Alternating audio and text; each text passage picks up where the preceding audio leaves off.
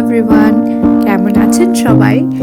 আশা করছি খুব ভালো আছেন। আমিও খুব ভালো আছি। আজকে আরেকটা নতুন ব্লগ নিয়ে চলে এসেছি আপনাদের কাছে।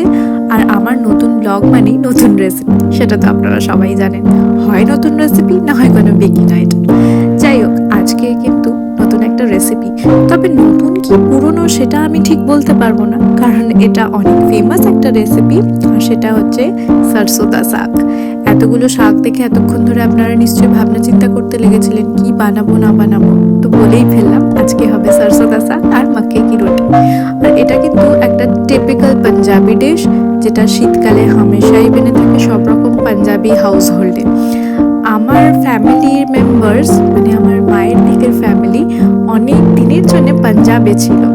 তো সেই জন্য পাঞ্জাবের অনেক রেফারেন্স আছে আমাদের খাবার দাবারের মধ্যে।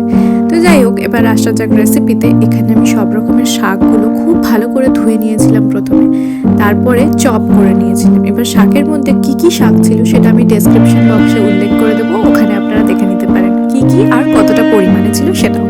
তো শাকগুলোকে খুব ভালোভাবে কুচিয়ে নিয়েছিলাম। একদম মিহি মিহি কুচোতে হবে, নাহলে কিন্তু ভালো লাগবে না, কারণ শাকটা সেদ্ধ হতেও প্রচুর টাইম লেগে যাবে এখানে, ঠিক আছে? তো আমি ভালো করে শাকটাকে কুচিয়ে নিয়েছিলাম, আর তার সাথে কড়াইয়ে বসিয়ে দিয়েছিলাম একটু গরম জল। গরম জলের মধ্যে শাকটাকে দেবো ভাপানোর জন্য। তাই শুধু ভাপানো বললে ভুল হবে, এটা আমরা সেদ্ধই করবো এই জলে। তো যাই হোক, এটা এর মধ্যে দিয়ে দিয়েছিলাম কড়াইয়ের মধ্যে শাকগুলো। তারপরে খুব ভালো করে নেড়ে চেড়ে ঢাকা দিয়ে রেখে দিয়েছিলাম মোটামুটি 1 থেকে 1.5 ঘন্টার জন্য। তার মধ্যে এরই মাঝখানে বারবার নেড়েও নিতে হবে, আর তার সাথে কিছু জিনিস অ্যাডও করে দিতে হবে। তার জন্য আমি নিয়ে চলে এসেছিলাম এখানে আদা, রসুন এবং লঙ্কা। এই তিনটের মোটামুটি একটু কোর্সলি গ্রাউন্ড যাকে বলে, মানে পুরোপুরি মিক্সিতে পেস্ট করলে চলবে না, সেই জন্য আমি এখানে মিক্সি ব্যবহার করছি না। আমি এখানে হামানদিস্তায় ওই জন্যই করে নিচ্ছি, যাতে পুরোপুরি এটা পেস্ট না হয়ে যায়।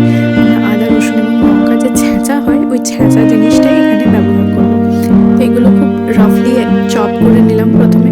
তারপরে এই সব জিনিসগুলোকে একসাথে দিয়ে হামানদিস্তার মধ্যে খুব ভালো মিক্স করেছি, যাতে একটা সুন্দর স্মুথ আর একটা ছেঁচা ব্যাপারটা তৈরি হয়ে যায়। সেই জন্য আমি জানি না আপনারা এই জিনিসটাকে কি বলেন, আমাকে কমেন্ট করে জানাতে পারেন আপনাদের ভাষায় এই জিনিসটাকে কি বলা হয়। আমরা তো এটাকে আদা ছেঁচা বা লঙ্কা ছেঁচাই বলে থাকি।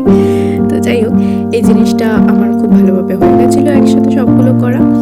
তো আমি এই পুরো ব্যাপারটাকে অ্যাড করে দিয়েছিলাম আমার যে শাকটা সেদ্ধ হচ্ছিল ওই কড়াইয়ের মধ্যেই, ওর সাথে কোনো আলাদাভাবে অ্যাড করার দরকার নেই, ওর মধ্যেই অ্যাড করে দিতে হবে, কারণ শাকটা সেদ্ধ হতে অনেক টাইম লাগবে। তার মধ্যে এই সব জিনিসগুলো সেদ্ধ হয়ে যাবে, অ্যাজ ইন এটার কোনো র স্মেলও আপনারা পাবেন না। আর কারণ শাকটা এতটাই ভালোভাবে সেদ্ধ করতে হবে, একদম পেস্ট বানিয়ে দিতে হবে আমাদের শাককে এভাবে সেদ্ধ করতে করতে।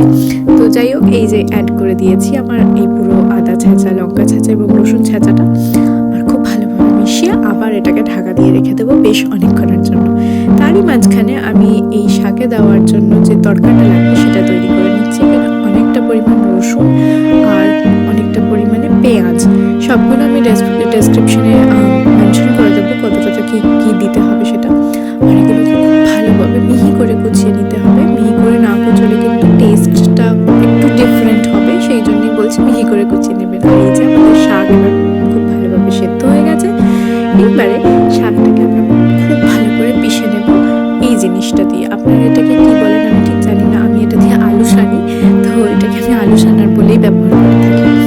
তো আপনাদের কাছে এটা না থাকলে আপনারা হাতার পেছন দিকেও আপনারা এটা খুব ভালোভাবে কুচলে নিয়ে নিতে পারেন আর কি। তার মধ্যে আমরা অ্যাড করে দেবো এখানে কিছুটা মাকাই আটা, ভুট্টার আটা। এটা কিনতে পাওয়া যায় এখন ইজিলি সব জায়গায় দোকানে। তো এটা আমি প্যাকেটের ইউজ করেছি, আর এটা 1 চামচ করে আলাদা আলাদা করে দিয়ে খুব ভালোভাবে মেখে নিতে হবে, যাতে কোনো রকম লাম্পস বা দানা না থেকে যায়। আর সব শেষে অ্যাড করবো আমরা এখানে নুনটা শেষে অ্যাড করার একটাই কারণ, শাকটা গলে গিয়ে বা কমে গিয়ে যতটা আসছে সেই পরিমাণ অনুযায়ী আমরা এখানে নুনটা ব্যবহার করব, সেই জন্য। আর এই যে আমার সব কিছু খুব ভালোভাবে মিশে গেছে, তারপরে আরও একটু আমি এটাকে পিষে নিচ্ছি যাতে ওই পেস্ট ব্যাপারটা খুব ভালোভাবে চলে আসে। আর তারপরে আমরা এর মধ্যে অ্যাড করে দেবো তরকাটা, যেটা আমি রেকর্ড করতে একেবারে ভুলে গেছি। তার জন্য আমরা নিয়ে নিয়েছিলাম এখানে অনেকটা পরিমাণে ঘি, তার মধ্যে অ্যাড করে দিয়েছিলাম কিছুটা শুকনো লঙ্কা, তার সাথে যে রসুন আর পেঁয়াজটা কুচিয়ে রেখেছিলাম ওই দুটো খুব ভালোভাবে গোল্ডেন হয়ে গেলে এইটাকে এই যে দেখতে পাচ্ছেন শাকের মধ্যে আমি মিশিয়ে নিয়েছি। সরি, আমি এটা রেকর্ড করতেই ভুলে গেছি। যাই হোক, এটা খুব ভালোভাবে মিশিয়ে নিতে হবে। আর আমাদের সরসোঁ কা শাক একদম রেডি উইথ মাকে কি রুটি। আমি মাকে কি রুটির রেসিপি যদি আপনাদের লাগে আপনারা অবশ্যই জানাবেন, ওটা আর আমি এখানে দেখাইনি, অবশ্যই পরের ব্লগে আমি দেখিয়ে। আর আপনারা যদি এই চ্যানেল নতুন হন অবশ্যই subscribe and do like and share.